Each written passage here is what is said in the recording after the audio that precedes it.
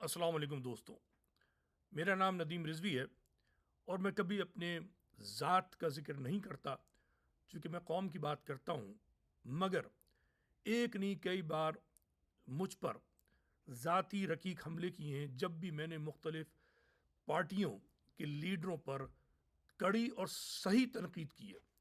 تو وہ میری تنقید کا تو ان کے پاس جواب نہیں ہوتا، مگر وہ رقیق حملے کرتے ہیں اور جن حملوں کا کوئی وہ نہیں ہوتا، کیا کہتے ہیں کہ کوئی بنیاد نہیں ہوتی ہے، اور جو گندی غلیظ تھرڈ کلاس باتیں ہوتی ہیں ان کی تو کوئی حیثیت نہیں ہوتی ہے، ظاہر سی بات ہے اس کا کوئی کیا جواب دے، مگر اگر کوئی سنجیدہ بات کرے اور وہ غلط ہو تو اس کی تصحیح کرنی پڑتی ہے۔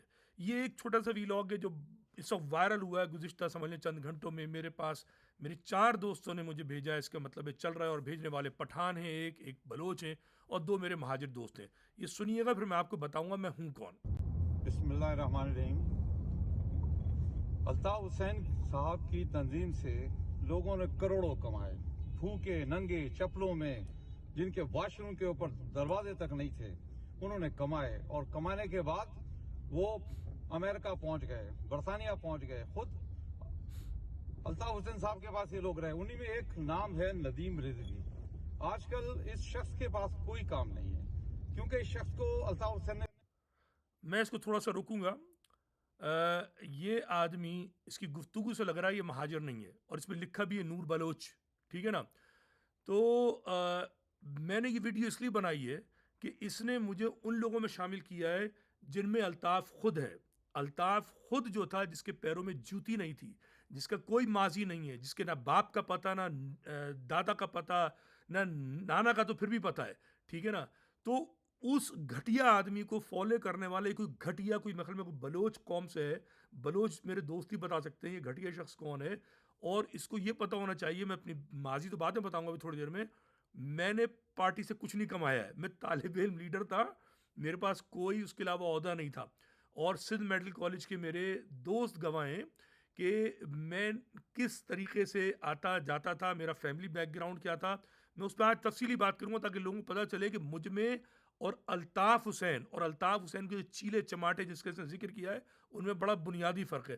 سنیے اس کی پوری بات۔ جب وہاں سے مار کے بھگایا یا ان کی دہشت سے بھاگا یا جو بھی ہوا، اب اس کے پاس کام ایک ہی رہ گیا کہ اپنے آپ کو سوشل میڈیا میں زندہ رکھے، اور زندہ رکھنے کا یہی ہے کہ کبھی کس کی کہانی، کبھی کس کی کہانی۔ اور بھائی، اگر تم میں ٹپڑ ہے، مہاجروں کی قیادت کا شوق ہے، تو سوشل میڈیا کے ایک بند کمرے میں لیکچر بازی یا بھاشن بند کرو، آؤ کراچی میں آؤ، ہم کس طریقے سے اپنی قوم کا۔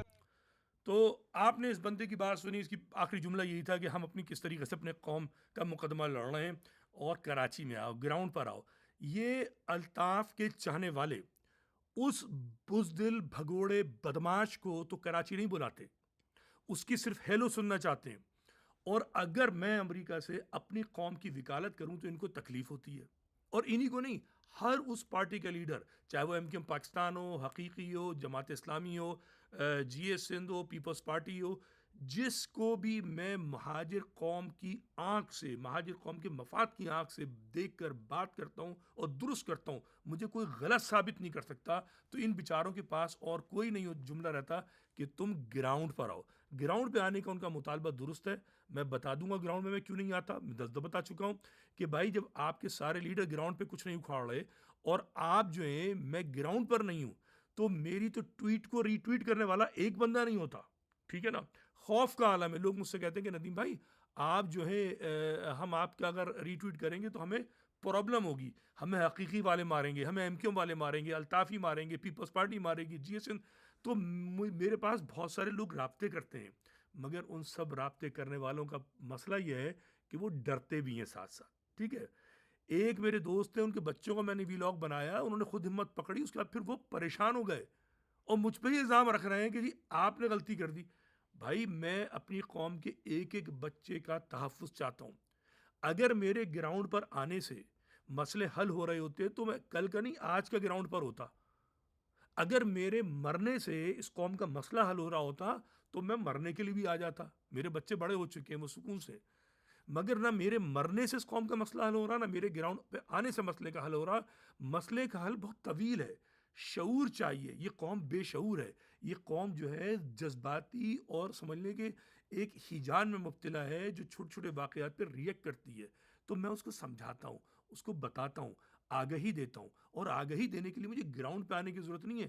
اور گراؤنڈ پہ تو میں آتا رہا ہوں, اور میں ابھی بتاؤں گا میں کون ہوں تفصیل میں, اپنے والد کی, اپنے خاندان کی. آج یہ پورا ویلاگ میرے متعلق ہے, سننا ہے تو سن لیجیے گا. لیکن میں بتاتا ہوں جو گراؤنڈ کرتے نا, ان کو میں یہ دکھاتا ہوں کہ میں جو ہوں گراؤنڈ پر ابھی 2 مہینے پہلے تھا. یہ میری تصویر ہے, یہ میں ہوں مئی کے مہینے میں 2024 میں پاکستان میں تھا. یہ میرا وہ گھر ہے, 200 گز کا مکان ہے فیڈرل بی ایریا میں, ٹھیک ہے. یہ بلاک نمبر 20, وہاں جا کے پوچھ لیے گا. میرے والد کا نام تھا سید محمود الحسن رضوی. وہ ریٹائر ہوئے تھے گریڈ 21 سے government of Sindh, secretary man power and training and time being labour, ٹھیک ہے. یہ گھر میرا دیکھیے آپ, ٹھیک ہے. یہ متوسط طبقے کا گھر ہے. میرے گھر میں دروازہ بھی ہے, پورا گھر میں جنگلہ بھی ہے, ٹھیک ہے. میں اس گھر میں پلا بڑا ہوں, ٹھیک ہے. مجھے الطاف کے 2 پٹی چپل والے لوگوں میں میرا شمار نہیں ہوتا.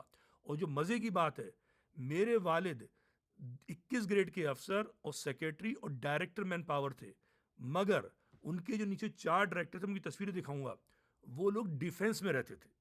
یاد رہے, وہ ڈیفنس میں رہتے تھے. 4 ڈائریکٹر, جن میں ایک سندھی بولنے والے تھے, مجھے نام یاد نہیں ہے, 2 صدیقی تھے, ٹھیک ہے, اور ایک نظر عباس صاحب ہیں, وہ بھی شاید ابھی حیات ہوں. تو سارے کے سارے ڈیفنس میں رہتے تھے, مرسڈیز گاڑیوں میں آتے تھے اور دوسری گاڑیوں میں آتے تھے. میرے والد جو تھے وہ رکشا لے کے جاتے تھے جب مینیجر تھے امپلائمنٹ ایکسچینج کے, اور یا پھر سرکاری گاڑی میں جب وہ ڈائریکٹر اور سیکرٹری بنے, ٹھیک ہے. انہوں نے اپنے ڈپارٹمنٹ میں کام جو ہے کلرک سے شروع کیا تھا.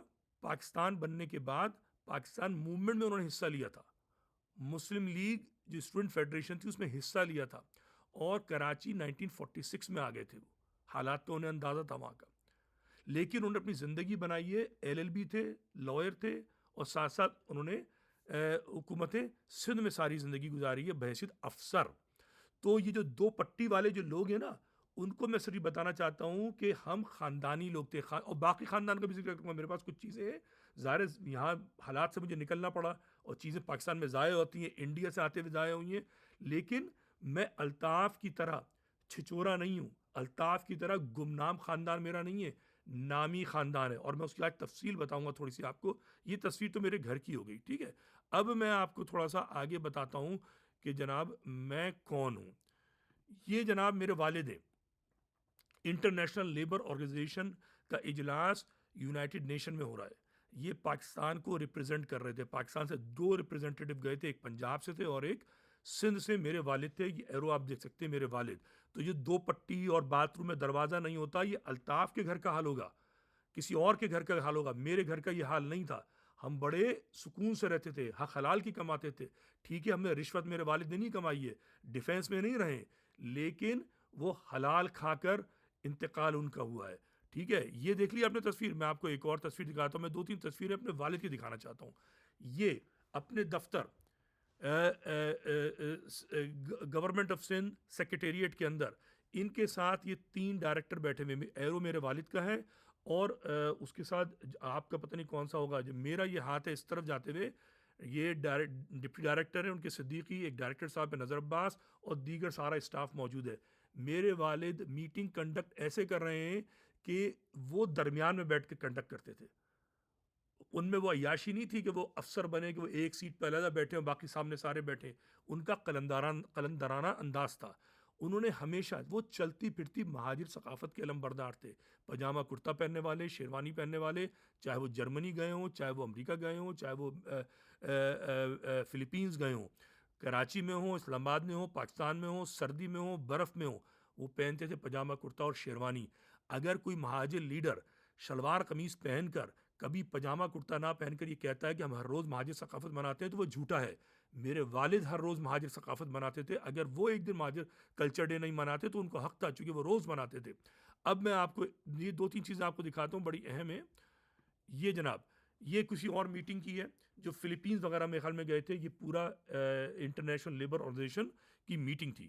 میرے والد پاجامہ کرتے کے اندر بیرون ملک بیٹھے ہوئے ایک عام دوسرے لوگوں کے ساتھ، جس میں خاتون بھی ہیں، مرد بھی ہیں، مختلف افریقہ اور ادھر جگہوں کے لوگ بھی ہیں، فلپینز وغیرہ کے، چائنا کے. یہ سارے لوگ یونائٹڈ نیشنز کے لوگ بیٹھے ہوئے ہیں. تو وہ ٹوٹی ہوئی چپل والے گھر سے میرا تعلق نہیں ہے.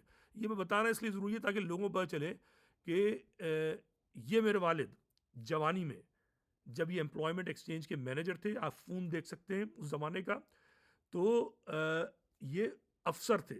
آ رہی ہے بات سمجھ میں؟ سندھ گورنمنٹ میں، لیکن راشی افسر نہیں. جیسے آج آپ کے پورے سندھ میں سب رشوت لیتے ہیں. یہ حق حلال کی کمانے والے آپ دیکھ لیں، شیروانی میں بیٹھے ہوئے وہاں پر، جوانی کا عالم ہے. یہ میرے والد ہیں، ٹھیک ہے. اور جناب یہ دیکھیے، صرف افسر ہی نہیں تھے بلکہ سماجی شخصیت بھی تھے. یہ انڈیا کے مشہور عالم دین ہیں کلب عابد صاحب. میرے والد اور وہ ساتھ ساتھ ہیں، اور نوجوان لڑکے اسکاؤٹ کے ان کے ساتھ ہیں، ان کو ریسیو کرنے گئے. میرے والد کوئی چلتے پھرتے آدمی نہیں تھے. شیعہ کمیونٹی کے بہت جانے پہچانی اور مضبوط شخصیت تھے. میں آپ کو اور تصویریں کچھ دکھاتا ہوں. یہ ہے میرے والد. یہ کوئی اور ان کی اور میٹنگ ہے، یہ international labour department man power وغیرہ کی، تو ریپرزینٹ کرتے تھے پاکستان کو. الطاف کی طرح لندن میں حلیم نہیں پکاتے تھے، الطاف کی طرح دنیا کو بیوقوف نہیں بناتے تھے. وہ حکومت کو ریپرزینٹ کرتے تھے. وہ افسران میں ان کا شمار ہوتا تھا، لیکن ان کا لباس جو تھا وہ مہاجر قوم کا لباس تھا. اور میں آپ کو دکھاتا ہوں چیزیں. یہ دیکھیے، یہ میرے والد ہیں، ایرو آپ دیکھ رہے ہیں. ان کے ساتھ جو ہے رائٹ ہینڈ پر گورنر محمود ہارون بیٹھے ہوئے ہیں. یہ 90s کی بات ہے، ٹھیک ہے.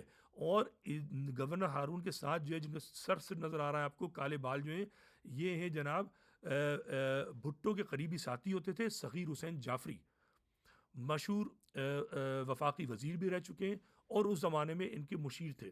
اور دیگر میں نہیں جانتا یہ کون ہے، یہ صوبہ سندھ کے مختلف منسٹر وغیرہ بیٹھے ہوئے اس زمانے کے 90s کے. میرے والد جو ہیں گورنر کے ساتھ برابر میں صوفے پہ بیٹھے ہوئے، اور آپ دیکھ سکتے ہیں ان کی باڈی لینگویج کہ وہ برابر کے مقام پر بیٹھے ہوئے، دس بستہ نہیں بیٹھے ہوئے، بلکہ بزرگی میں بھی. اس زمانے میں ان کی طبیعت بہت خراب تھی، ہارٹ فیلئر کے مریض ہو چکے تھے، لیٹ 90s کی بات ہے. مگر وہ قومیات میں ریٹائر ہونے کے باوجود وہ ایکٹیو تھے، اور کوئی چھوٹے موٹے آدمی نہیں تھے. آج گورنر کے ساتھ کوئی بیٹھتا ہے تو وہ تصویریں دکھاتا ہے شوق سے. یہ میرے پاس اتفاق سے موجود ہیں تصویریں ان کی، بہت بے پناہ ہیں، بہت ایکٹیو آدمی تھے. چند ہیں جو میں آپ کو سلیکٹڈ دکھا رہا ہوں تاکہ آپ کو پتہ چلے کہ ندیم رضوی کون ہے. یہ میرے والد ہیں. ایک بار پھر یہ مشہور عالم دین جن کی کئی کتابیں ہیں، اہل تشیع کے، مولانا ظفر حسن امروی. ان کے ساتھ ان کے ایک بیٹے ہیں ڈاکٹر ندیم الحسن شہید، جنہیں سپاہی صحابہ نے شہید کیا. دوسرے شمیم الحسن نقوی ہیں، جن کا بیٹا فردوس شمیم نقوی میرے والد کے ساتھ کھڑا ہوا ہے. بدتمیز آدمی تھا یہ جوانی سے، اور آج بھی یہ اتنا ہی بدتمیز ہے، مگر بہرحال ایک اچھے خاندان کا شخص ہے. اور میرے والد جو ہیں، یہ ظفر حسن امروی صاحب اپنے بیٹوں کی طرح سے پسند کرتے تھے. تو آپ دیکھ سکتے ہیں اپنے ساتھ انہوں نے کھڑا کیا ہوا ہے.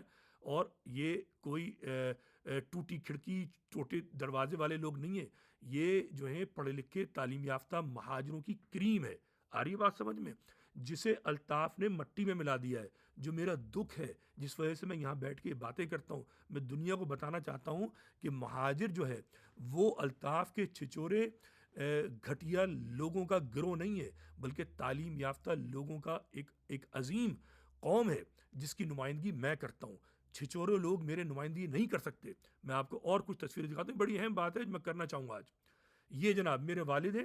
ان کے ساتھ سیدھے ہاتھ پر پروفیسر غلام عباس ہیں، جنہوں نے جی ایم سید کی ساری کتابوں کا انگریزی میں ترجمہ کیا ہے، ٹھیک ہے. ان کے ساتھ جو ہے علامہ عرفان حیدرآبادی ہیں، لوگ جانتے ہیں ماضی میں علامہ عباس کمیلی. اور میرے والد ان کے ساتھ کھڑے ہوئے ہیں. ایسے نہیں کھڑے ہوئے کہ زبردستی کسی مولوی کے ساتھ تصویر کھنچوائی جائے. یہ مخصوص لوگوں کا گروہ ہے جو علامہ عرفان حیدرآبادی کی خواہش پہ تصویر کھینچی گئی تھی. یہ چلتے پھرتے لوگ نہیں ہیں، ٹھیک ہے. اور میں آپ کو تصویریں دکھاتا ہوں. یہ ایک تنظیم بنائی تھی جس میں میرے والد بھی شریک تھے، اس کا نام تھا مجلس ملی پاکستان. یہ ایک تھنک ٹینک تھا اس زمانے میں. آج تو لوگ تھنک ٹینک کی بہت باتیں کرتے ہیں نا.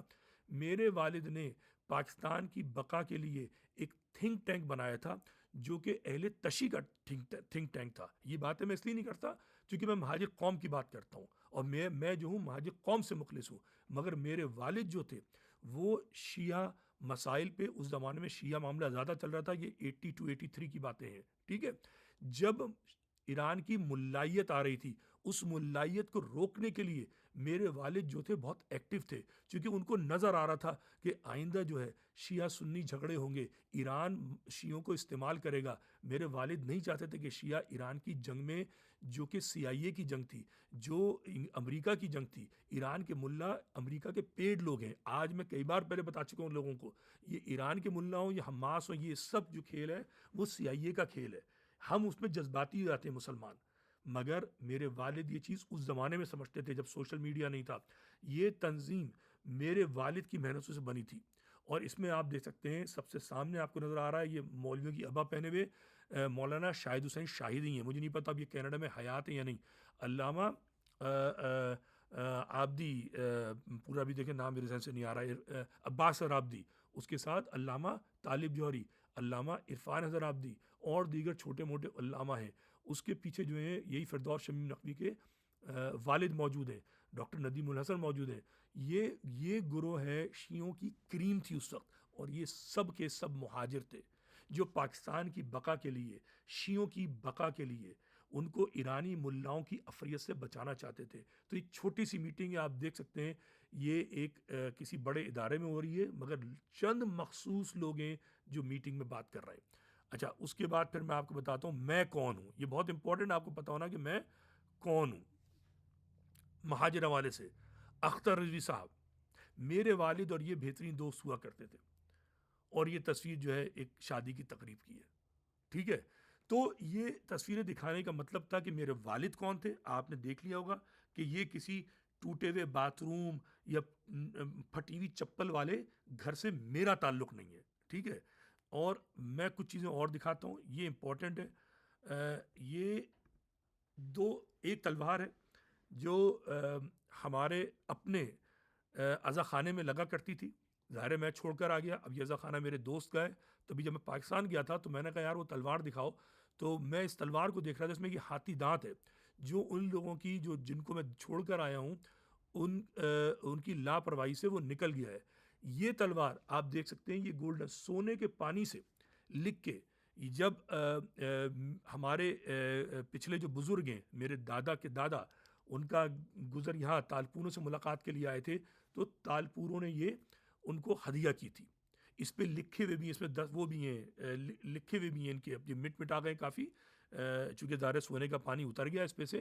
کہنے کا مطلب ہے کہ اس قسم کی تلوار تالپور جو ہیں کسی چلتے پھرتے آدمی کو نہیں دیں گے، ٹھیک ہے؟ 2 پٹی کے چپل والوں کو نہیں دیں گے، کسی کے کواڑ جو ٹوٹے ہوئے ان کو نہیں دیں گے۔ تو بتانے کا مقصد یہ ہے کہ میرا تعلق جو ہے وہ الطاف کے گھٹیا گھرانے سے نہیں ہے۔ اب میں کون ہوں یہ تھوڑا سمجھ لیجئے۔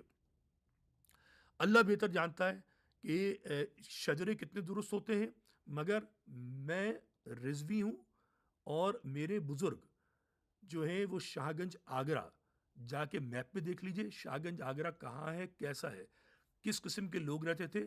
شاہ گنج آگرے میں سے میرا تعلق ہے، اور شاہ گنج آگرہ کے جو لوگ ہیں، اہل تشیع خاص طور پر، وہ آپ کو بتائیں گے کہ کیا میرا تعلق ہے یا نہیں وہاں سے، میرے والد کا تعلق ہے یا نہیں ہے وہاں سے۔ اور شاہ گنج آگرہ جو ہے وہاں پر 1900 سے پہلے جج رہ چکے ہیں، لوگ وکیل رہ چکے ہیں، ٹھیک ہے؟ میرے نانا اور میرے نانا کے سارے بھائی ICS افسران میں سے تھے، ٹھیک ہے؟ میرے دادا خود جو تھے حیدرآباد دکن کی پولیس میں تھے، ریٹائر ہو کر یہاں پر آئے پاکستان۔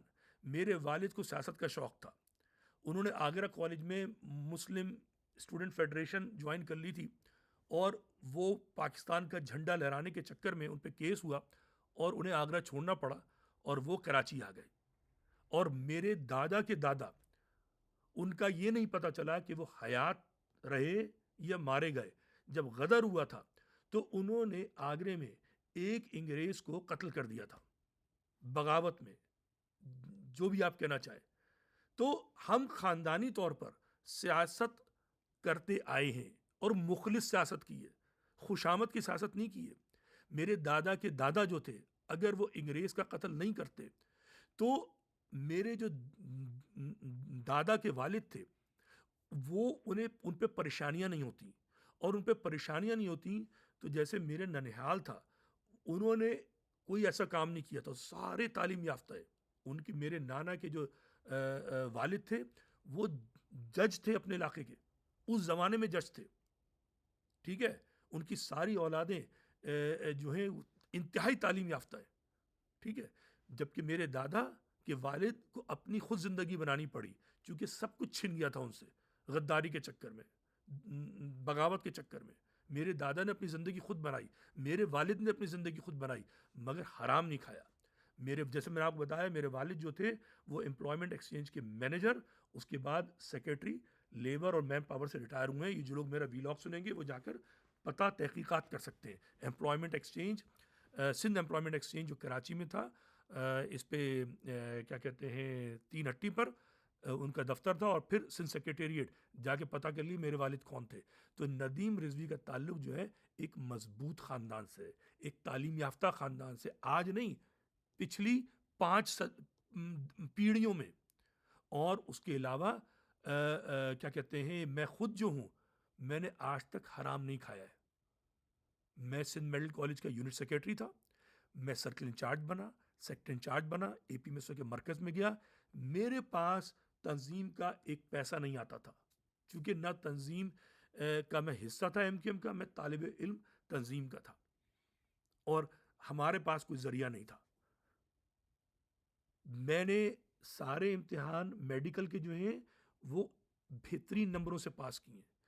میں امریکہ میں ندیم احسان کے طریقے سے اوبر یا ٹیکسی نہیں چلاتا، میں ایم کیو ایم کے لفنگوں کی طریقے سے اسٹیٹ ڈپارٹمنٹ سے میں نے پیسہ نہیں لیا ہے، میں یہاں سن چیریٹی چلا کر پیسہ نہیں کھاتا ہوں، یا آج کل ایک اور کوئی چیریٹی چل رہی ہے الطاف کے لوگ چیریٹی کر کے پیسہ کھا جاتے ہیں امریکہ میں یہ کام نہیں کرتا۔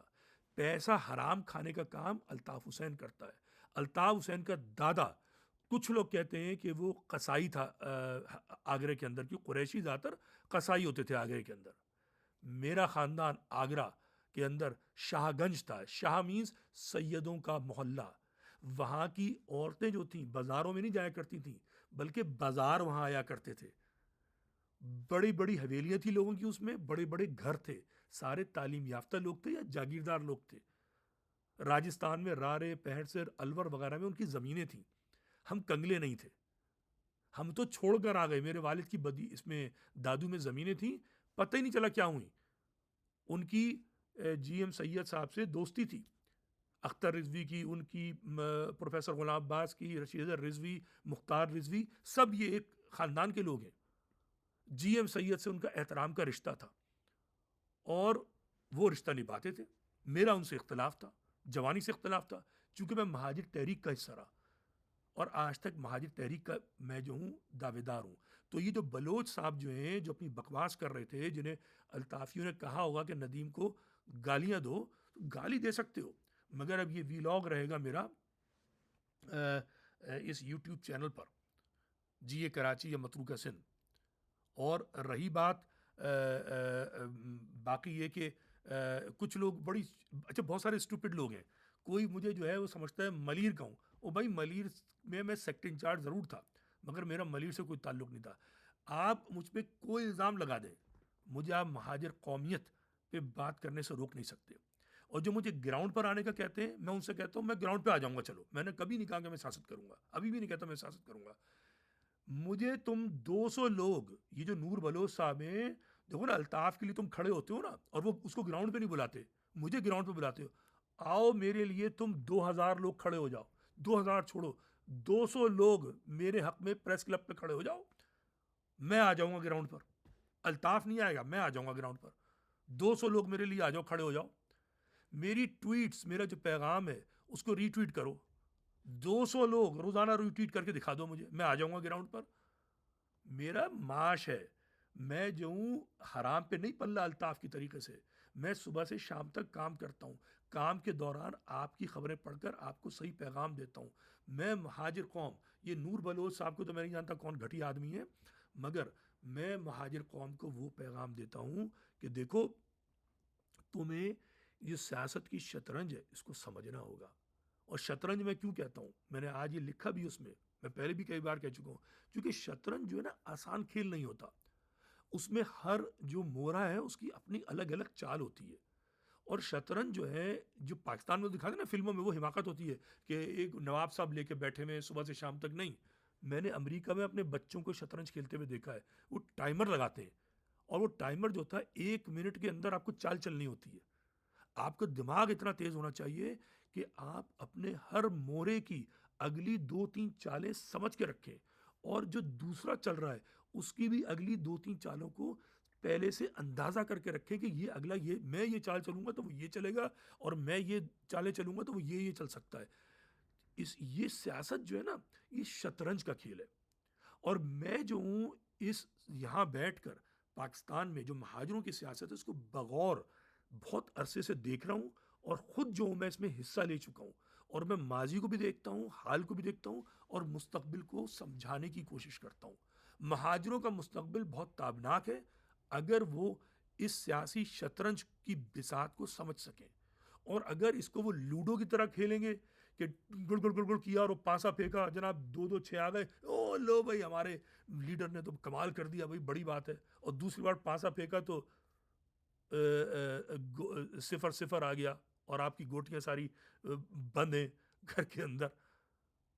آ رہی بات سمجھ میں؟ لوڈو کھیلنا بند کر دو، شطرنج کی بساط کو سمجھو. اور رہی بات گالم گلوچ کی، میرے خیال میں نے اپنا ماضی کافی بتا دیا، اتنا کافی ہے. اور اگر کچھ ذہن میں کسی نے سوالات کیے تو مزید بتا دوں گا.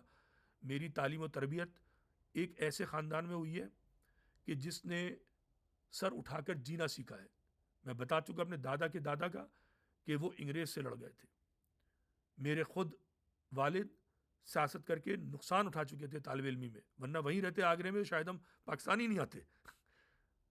بہت سارے رشتہ دار نہیں آئے، لیکن چونکہ پاکستان کے لیے کام کیا میرے والد نے، قربانی تھی نا کہ آپ کی تعلیم جو ہے وہاں سے چھوٹی، آپ کو اکیلا آنا پڑا، پھر خود تعلیم حاصل کرنی پڑی یہاں پر. تو میں اپنے لوگوں کو نچوڑ دیتا ہوں، اپنے مہاجر دوستوں کو، کہ بھائی آپ سیاست جو ہے نا سمجھ کر کیجیے.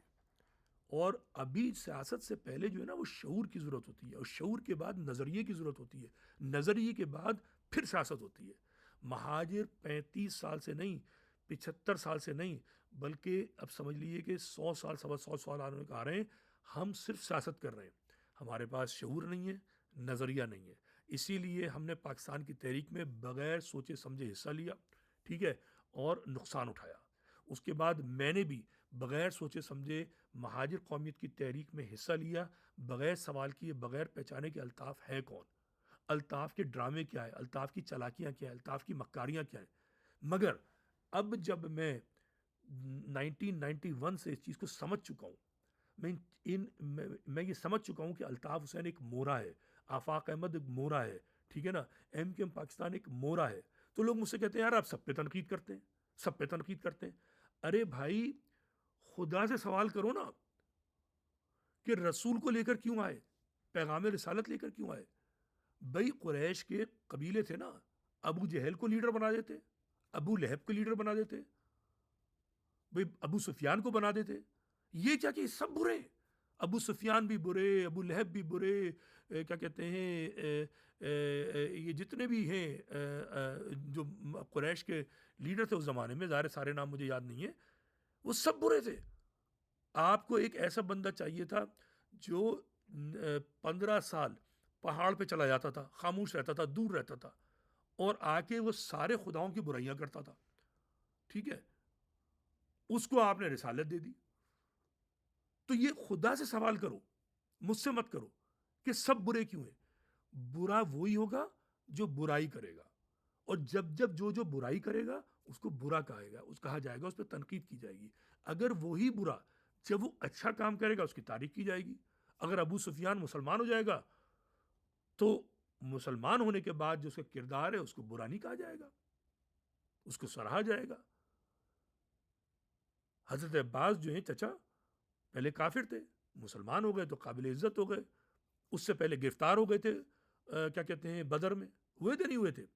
تو بھائی یہ جو آپ کی لیڈرشپ ہے جس کے لیے آپ دیوانے ہوتے ہیں، پاگل ہوتے ہیں، ان سے کہیے کہ برائی کرنا چھوڑ دیں. ندیم رضوی کا ذاتی اناد نہ الطاف سے ہے، نہ آفاق سے ہے، نہ خالد مقبول سے، نہ فاروق ستار سے، نہ ٹیسوری سے، نہ مصطفیٰ کمال سے، نہ کسی اور سے. میں تو سچائی اور حقیقت کی بات کرتا ہوں. اس قوم کو میں آگے بڑھتے ہوئے دیکھنا چاہتا ہوں کیونکہ میں اس قوم کا حصہ رہا ہوں. میرے خون میں مہاجر بستا ہے، دوڑتا ہے. اور گراؤنڈ پہ آنے کا، گراؤنڈ پر آ کر میں کیا کروں؟ گراؤنڈ پہ تو ابھی میں مئی میں تھا نا، میں نے کیا کر لیا مجھے بتائیے. تصویر کھنچوا لی، تصویر کھنچوا کے واپس آ گیا. میں گراؤنڈ پہ تھا نا، میں کیا کر لیتا؟ اچھا آپ کہہ دیجیے آپ پریس کانفرنس کریں. پریس کانفرنس تو میں ابھی بھی کر رہا ہوں. پریس کانفرنس سے زیادہ میرا ویلاگ چلتا ہے. تو میں پریس کانفرنس وہاں کے کیا کروں گا؟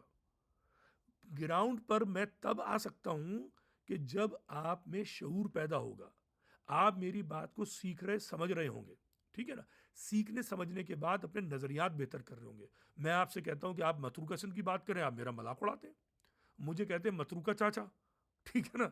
جس قوم کا یہ حال ہو، اپنی زمین کا احساس نہ ہو، بے زمین ہونے پہ فخر کریں، جوتے کھائیں، مار کھائیں، ذلیل ہو، اور پھر یہ کہیں یہ تو دو قومی نظریہ. ابے دو قومی نظریہ نہیں ہے، یہ تمہاری جہالت اور حماقت ہے. تم اپنی زمین کا ذکر کرتے ہوئے گھبراتے ہو، پریشان ہوتے ہو، تمہاری سمجھ میں نہیں آتی، تمہاری بدھی موٹی ہے. تو مجھے دو پٹی کا چپل والا مت کہو. ٹھیک ہے نا؟ مہاجر قوم کے جو تعلیم یافتہ لوگ ہیں، میں ان سے کہوں گا آپ آگے آئیے، تاکہ جو جاہل مہاجر قوم میں یہ جو چھٹ بھئیے ہیں ان سے جان چھوٹے. تو میرے خیال میں نے اپنی تعریف اچھی خاصی کر لی ہے، اور یہ ویلاگ رہے گا مستقل. جب کوئی مجھے گالی دے گا میں اس کا لنک آپ سے شیئر کر دوں گا، اور جو دوست مجھ سے شیئر کر رہے ہیں اس گھٹیا شخص کی بیانیاں، تو وہ جو ہے وہ ان تک پہنچا دیں. اصل میں یہ لوگ مجھ سے گھبراتے ہیں اور کوئی بات نہیں ہے. دیکھیے ٹویٹر جو ہے نا وہ کارکنان کا پلیس ہے، تو وہاں سارے کارکنان ہیں، عوام نہیں ہے. تو وہ میری چیز کو ری ٹویٹ نہیں کرتے. ٹھیک ہے؟ ان کو ڈر لگتا ہے کہ اگر مجھے ری ٹویٹ کریں گے تو میرا پیغام بڑھ جائے گا، تو میرے پیغام کو روکتے ہیں وہ. اچھا جو عوام ہے وہ ٹویٹر پہ نہیں جاتی، میں کئی دفعہ کہہ چکا ہوں. عوام ہے فیس بک پر یا واٹس ایپ پہ، وہاں میرا پیغام چلتا ہے. اور جب پیغام چلتا ہے تو ان کی ہوا نکلتی ہے، یہ پریشان ہوتے ہیں. میں مہاجروں کی سوچوں پر، چاہے وہ میری بات کو مکمل طور پہ نہیں مانتے، متروکہ سندھ کی بات نہیں کرتے، مگر میں روز انجیکشن دیتا ہوں اور الطاف کی خباثت اور ضلالت اور کمینگی کو پورا پورا بتاتا ہوں، اور جو دوسرے لیڈر ہیں ان کو بھی مشورہ دیتا ہوں، ان پہ بھی تنقید کرتا ہوں. تو میں مہاجروں کی بہتری چاہتا ہوں. ٹھیک ہے نا؟ اور انشاءاللہ بہتری آئے گی. تو ندیم رضوی کون ہے آپ کو پتہ چل جانا چاہیے. اب بھی مزید سوال ہوگا میں دوسری قسط بنا کے آپ کو اسی میں ایڈ کر دوں گا کہ جناب ندیم رضوی کون ہے. ندیم رضوی نے دو پٹی کی چپل میں کبھی نہیں گھوما. ٹھیک ہے؟ ندیم رضوی جو ہے اس کے باتھ روم میں ہمیشہ کواڑ رہا ہے. ندیم رضوی نے کبھی پیسہ نہیں لیا، اور ندیم رضوی امریکہ نہ الطاف کی وجہ سے آیا نہ سیاست کی وجہ سے آیا. ندیم رضوی امریکہ مقابلے کی امتحان پاس کر کے امریکی کونسل سے باقاعدہ ویزا لے کر علی الاعلان آیا ہے، اور پاکستان آتا جاتا رہتا ہے، الطاف کی طریقے سے بھگوڑا نہیں ہے. اور ندیم رضوی اسٹیبلشمنٹ کا بھی احترام کرتا ہے، پاک فوج کا بھی احترام کرتا ہے، نہ ان کو گالیاں دیتا کہ ان سے معافی مانگنی پڑے. ندیم رضوی مودی پہ لعنت بھیجتا ہے. ندیم رضوی انڈیا کے مسلمانوں سے ہمدردی رکھتا ہے، الطاف کی طریقے سے مودی کی غلامی نہیں کرتا، مودی سے یاری نہیں کرتا. ندیم رضوی میں شعور ہے. ٹھیک ہے؟ الطاف کی طرح مکار اور چالاک نہیں ہے. ٹھیک ہے؟ تو یہ اپنے ذہن میں کلیئر رکھ لیجئے. یہ جگانے کا سفر، یہ شعور بانٹنے کا سفر انشاءاللہ جاری رہے گا. خدا حافظ.